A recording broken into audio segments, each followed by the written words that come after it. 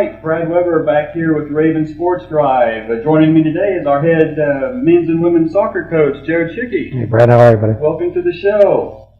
Well, let's dive right into it. No soccer in the fall. No. How's that feel? I think it's good. It's been really good.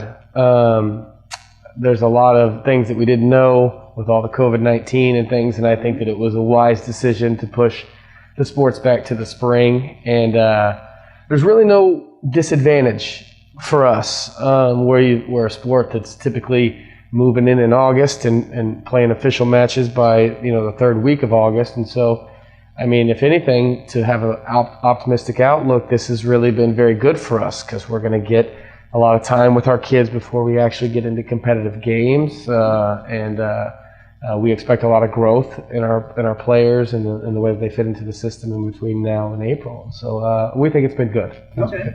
So you are able to practice, I think, 60 days. You have a 60-day window. Yeah, we haven't gotten into our 60 days yet, so we haven't had any what we would call official practices. We are allowed to do about 8 hours a week or so, and those are a little bit more informal. We haven't passed out training gear, any of those things, because our 60-day window is going to begin September 15th.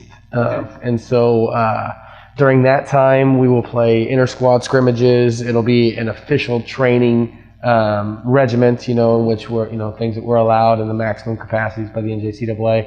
And we'll play some scrimmages. We'll play some inter-squad scrimmages and official scrimmages with other NJCAA schools.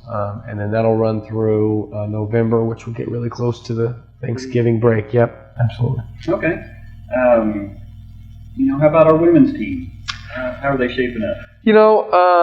Every year I'm optimistic about the women. I think that in the past we've had a great established tradition of bringing in players and developing them and having a good time doing it. So we're coming off of statistically a good year, but not a great year per conference. We missed the playoffs for the first time in a long time. So we have high expectations. I think that it's been our returning players.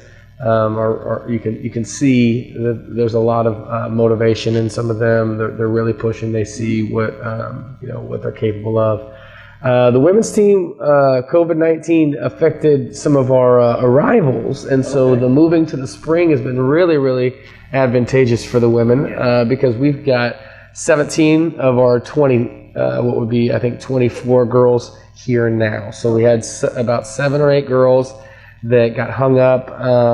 Just really the time frame from when they're all international players, and so the time frame from when their countries opened up and their embassies opened up and things like that didn't allow enough time for them to really get everything done to get here in August. But because the NJCAA has decided to move to the spring, unlike any other year, the girls that we bring in January will be able to play this year. So I'm really, really excited to have the 17 that we have, and then when you add in those other 7 or 8 girls, we ought to be a pretty good squad. Anticipating any travel stuff over December? No. Back January? No. I think that we're trying to play it cool. I think the most important thing to having a season this year, and this is something we echo with the players, is that the way that they act and some of the decisions that they make in September might affect whether we play in April. And so we need to be smart. We need to to get through this. And so I think after the Thanksgiving break, we're going to be shutting it down and kind of playing it cool until January comes. We've got a fresh group of girls coming in at that point. We've got a strong 2021 prospective class already. Okay. So yeah, I think that just holding on, playing it cool, getting the most out of our training sessions, but not really doing too much. We want to save our energy for the spring, if we will. Okay, let's switch gears a little bit and head onto the men's side. Tell us a little bit about the men's team. It's an exciting year for the men's soccer team. It really is. Both teams had a really strong academic year last year, and that's something that we are really, really proud of. Men have the 7th highest GPA in the nation. The women have the 8th. but we always want to win matches. In our heart of hearts, coaches, we want to get as many wins as possible, and so we've been able to really increase the level of play, we think, on our men's team, and still hopefully be able to keep the academic excellence that we've kind of sustained for the last couple of years. But that old mantra, the more games you win, maybe the less A's you get. But either way, the sophomore class, we've been really impressed with them so far. It takes a lot to come off a difficult year, which we had last year, a difficult year, and to see them motivated and to see them excited and ready to work again. It has really, we were excited as coaches, but it's been rejuvenating, to have the boys around and to see their energy, effort, enthusiasm, things like that, because it's something that, as a coach, it's difficult to get those things back. So it's nice that the sophomore boys have, forgotten about any of the difficulties we had previously, and they're focusing on the positive things that we think we can do this year. Yeah, absolutely. So my hats are really off to them. Okay. Looking, towards the spring, what is your guys' schedule? When are you going to be starting games? Our first match will be April the 3rd, and that's the first NJCAA official match. That's with Barton County. Okay. That's at home. So we will be able to begin trainings mid-March. And that'll kind of be our preseason will start then, really close to what would be the normal kind of spring break time. Yeah. And so, of course, with travel restrictions and things like that, our teams won't be going on spring break this year. That's a decision that we made as a program, and the academic calendar might end up following at that as well. Who knows?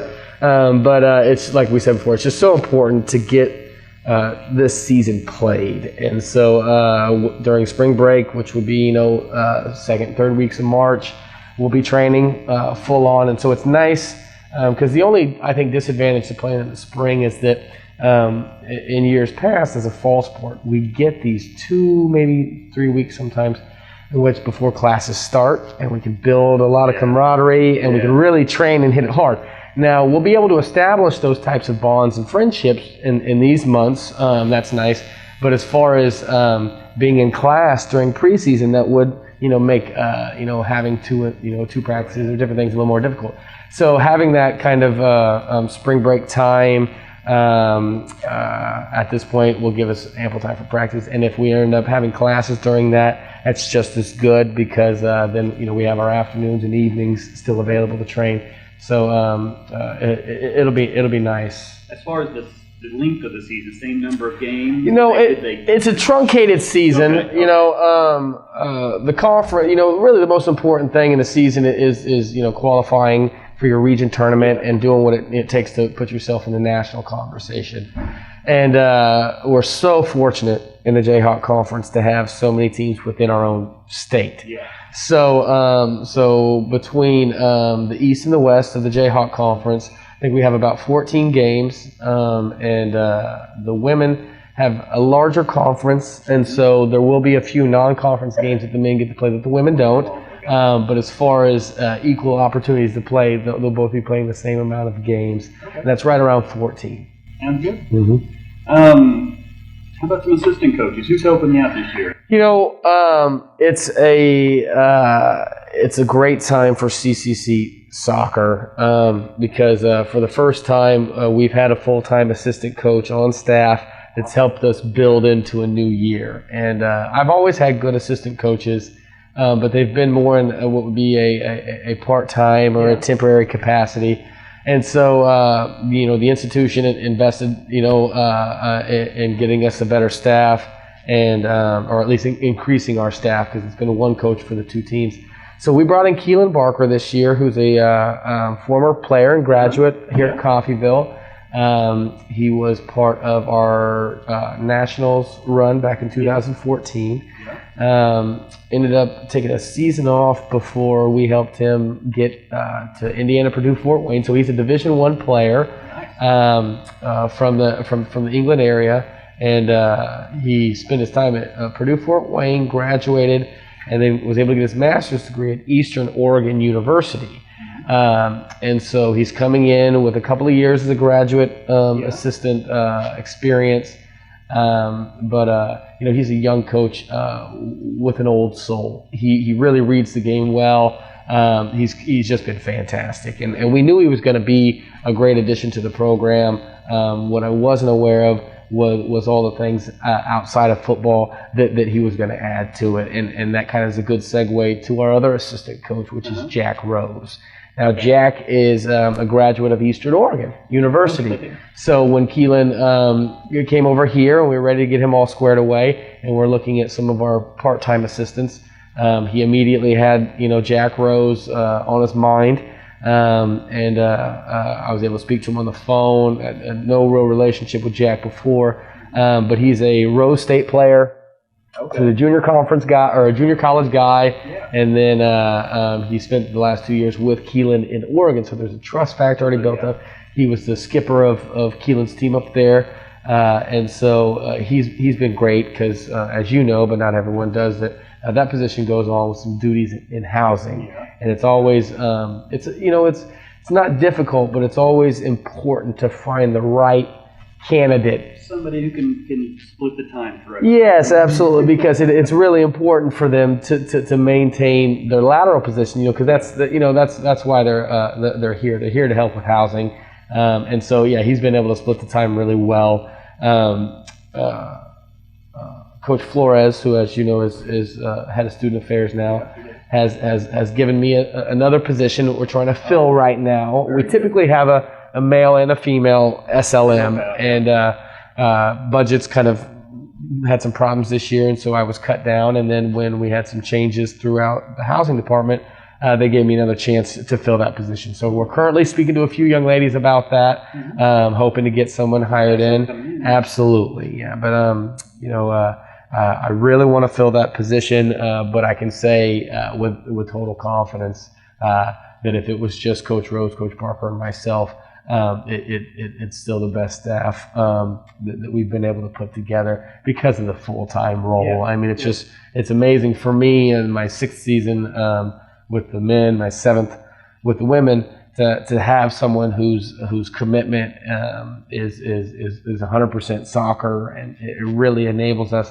to stretch out further. And you'll see the impact on the men's team immediately because the first thing that I tasked him with was to be the lead communicator with our 2020 recruits. And so not only did he add a lot of people that I wasn't necessarily searching at, but on the boys, when I was able to get the ones that I wanted, I could pass them over to Keelan and he'll get them organized, and it enables one of us to focus on getting paperwork done for one team, paperwork done for the other team, and then it just really builds for a stronger program. You know that because you had multiple gender, you had both genders when you were doing track all those times.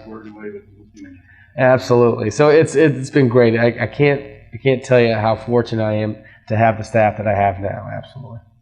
Well, thanks for stopping by, Coach. Oh, it's great. Anytime we get a chance to talk, it's always fun. All right. Join us next time on Raven Sports Drive.